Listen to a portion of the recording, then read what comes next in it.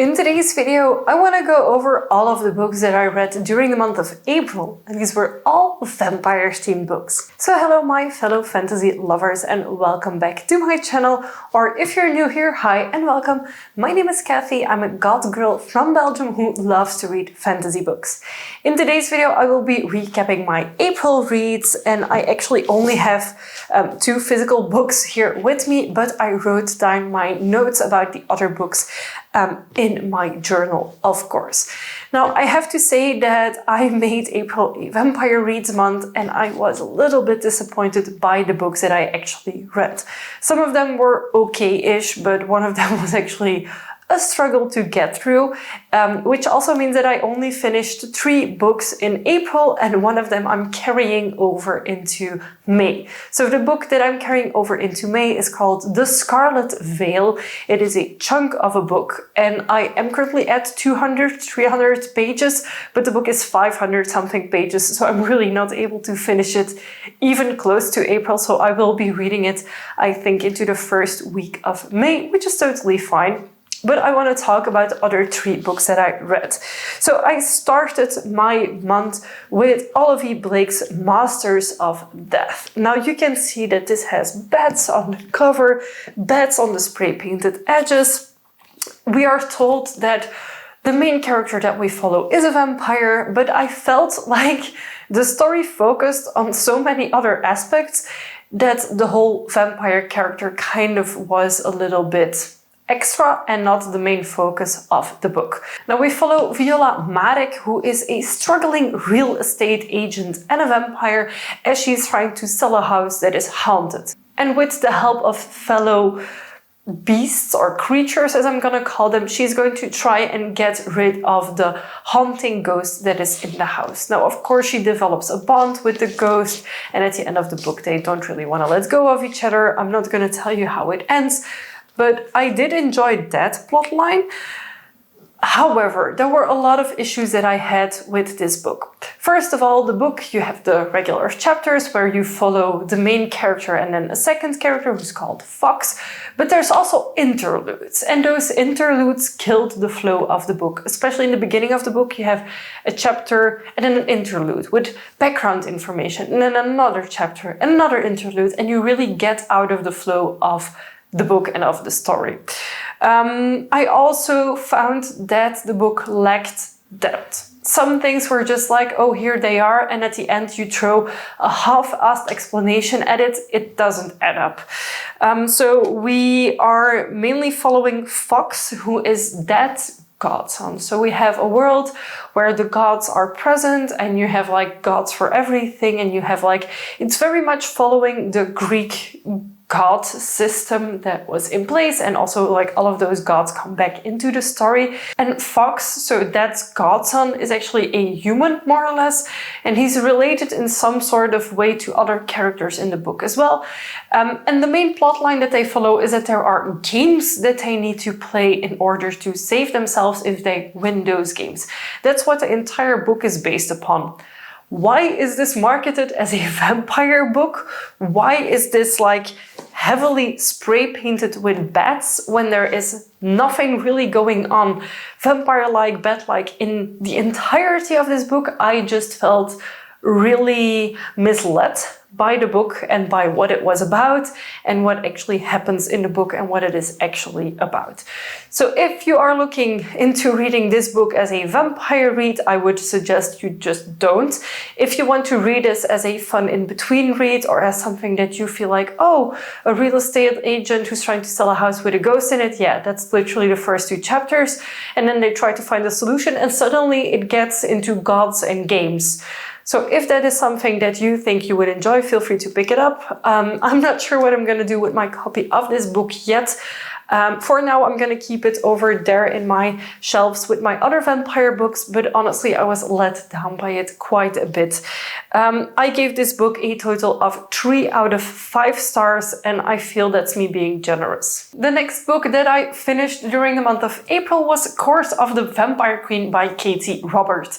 Now, if Katee Robert doesn't ring a bell for you, she's basically a smut writer, fantasy smut and also normal smut, and I did not know this. So I went into this book thinking it was a well-written vampire book because it is published. I was so wrong. For me, it felt like this book was written on a smut forum or website and not with the intent of being published as a book. If you want smut to the extreme and if you love vampire smut, then pick this book up because it's perfect. It has smut all the way. In the beginning of the book, I was like, what does the main character look like? What is she like? What's her name even? Like, it was so confusing for me, and it was just sexual interaction after sexual interaction, and I actually DNF'd it after chapter 3 because it was just ridiculous at that point. I like me some smut, but I like there to be a backstory as well. So this book is actually 3 books combined into one, and there were like writing errors in it, and I feel like whenever you publish something there shouldn't be errors in it. Sometimes I had to read the same phrase 3 times, and not because of the interactions in it, but just because the way that the sentences were written, it was just very to me. So we have a very basic storyline. This is a 3 males and 1 female romance, so they are like a poly something. And it works for them, and they have sexual interactions with each other. Again, if that's something that you enjoy, you will like this book. But the main storyline that was like written behind it to kind of give some flow to the book, it just really lacked. Like, we had 2 chapters left at the ending of the book, and suddenly like a lot of things happened and they saved God knows what, and everything that they did went according to plan and stuff. Like, it was very, very smut-driven, but not plot-driven in this book. Let that be very clear. So I give this book a 2 out of 5 stars. I should have maybe given it even a 1 star because of the poor writing. It was okay for the smut parts, but for the storyline it really lacked. And I feel if this is the level that nowadays books get published at, then I'm really surprised that like publishing companies don't really filter that through. Same with Haunting and Hunting Adeline. How did no one catch what was actually in the book? People are selling the books and don't know what's in it. And I feel it's kind of the same with this book by Katee Robert. People are like, oh, she writes these very smutty romances, we'll publish it, but it's not really a quality book. So do I regret buying the book? Yes and no. Do I regret reading the book? Not really, but it wasn't my favorite read at all. Hence why I gave it only a 2 out of 5 stars. Smut doesn't save a book. Sorry, not sorry. And I'm actually borrowing it to a friend of mine who already read some of Katee Robert's works, and she wanted to read this one as well. So I was like, here, there you go, read it.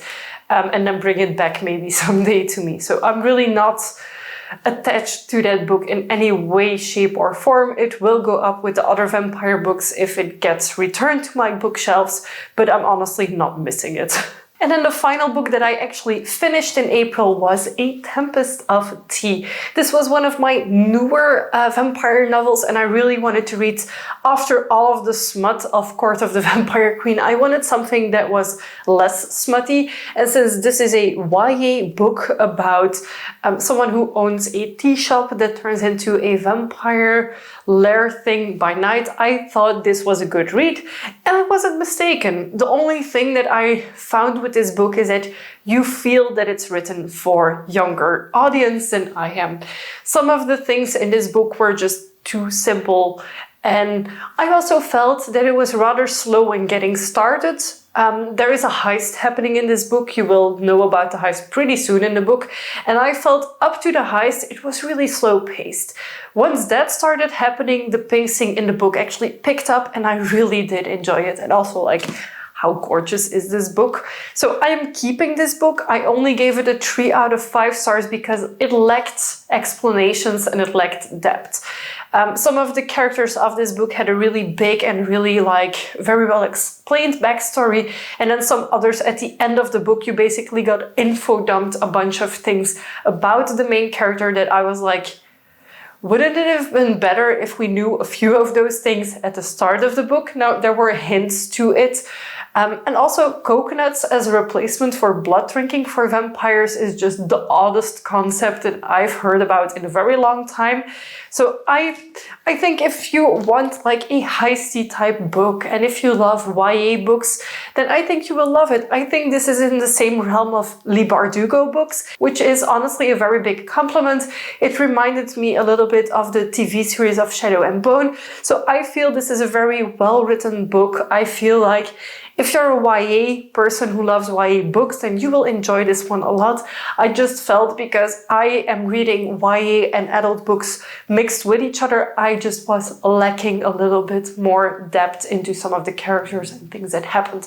Overall, I really enjoyed this book. Would I recommend it to you? Absolutely. If you want to pick it up, feel free to pick it up. It doesn't have explicit spice. It has some like vampire involving scenes where they talk about it, but they don't go in depth into it, which is typical for a YA book. And I'm really happy that this is actually a YA book. And the book is actually written from different POVs. So you get one chapter or more chapters from one person and then from another one. And then it just ping-pongs between them, which really helps with the pacing of the book, I felt.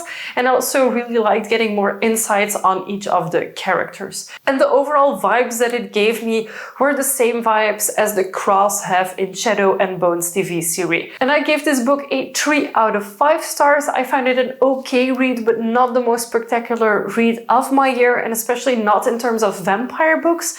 So right now I'm reading The Scarlet Veil. So far I'm really enjoying it. It's a lot better than all of the books that I've read combined in the month of April. So we'll see how I enjoy that. But that of course will be in my May reading wrap up, as I think I will be reading it for the first 5 to 6 days of May as well. Let me know in a comment down below, what did you think of these books? Have you picked them up already? Have you read them already? And if so, what did you think of them? Or if not, are these books that you would potentially pick up? And of course, if you've read something completely different, feel free to let me know in the comments down below. What was your favorite read of April? I would love to know. Give this video a big thumbs up if you liked it. Don't forget to subscribe to my channel if you haven't already. I make new videos every week and I would love to have you for every single one of them. Thank you so much for watching and I'll see you very soon with a new video. Bye!